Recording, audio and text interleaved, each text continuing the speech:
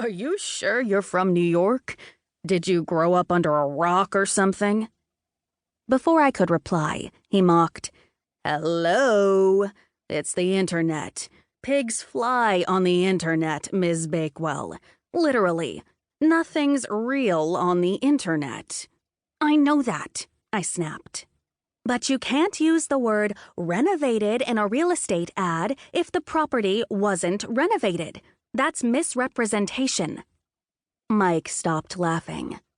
Well, don't get your panties in a bunch just yet.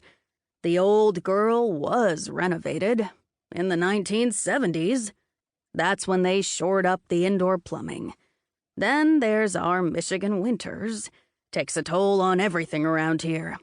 How old do you think I am? He turned and smiled at me from the front seat. His cheap haircut and full, untrimmed beard were light brown, his eyes a twinkling blue. As far as I could see, there wasn't a gray hair on his head or a wrinkle on his cheeks. 50, I said, aiming to insult. 60, perhaps? I can't tell with that beard. My bitch-tastic powers were useless on him. Mike grinned. 30, he exclaimed as if it was a wonder. It's our Michigan winters. He beamed with pride. I have a good moisturizer. I think I'll be just fine. I waved at him to turn back around, then scanned the cold, frozen bay once again, shaking my head in dismay. A lighthouse? Correction, an old, run-down lighthouse on the shores of Lake Michigan. What had I been thinking? I pulled out my iPhone and stared at the picture on the internet. The image before me depicted a large, historic, 2-story brick house built on rolling sand dunes and perched on the shores of Lake Michigan. Sun glinted off the windows and white-painted brick. The entire structure was surrounded by cream-colored sand, flowering azaleas, and pink rugosa roses. The long, gabled roof, with not a shingle out of place, had been painted bright red. It was a striking contrast to the magnificent cylindrical light tower attached to the side of the house. Although the 38 feet of brick had been painted to match the house, the cast-iron gallery and decagonal lantern room were matte black. It looked to be the perfect spot to watch a sunset or count the sails on the horizon.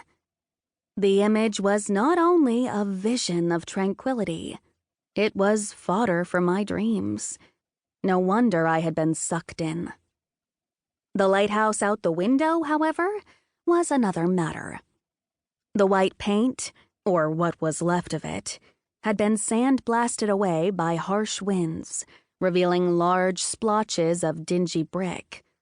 The trim and most of the gutters had fallen off, and the roof was missing a quarter of its shingles.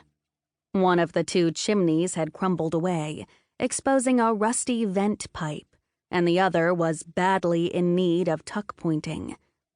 The light tower was also in need of fresh paint and a new set of windows. But that was only half of it.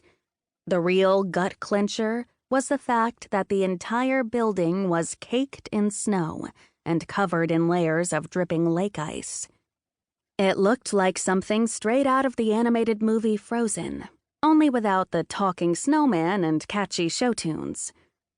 My stomach gave another painful lurch, thinking that I had traded civilized luxury for this. Clearly, the photo on the internet had been photoshopped. Can't slap enough moisturizer on that old thing to save it. Thank goodness he pointed at the lighthouse and not me. However, once the snow melts, a good coat of paint should help. Pity they were going to knock the old relic down and sell the land.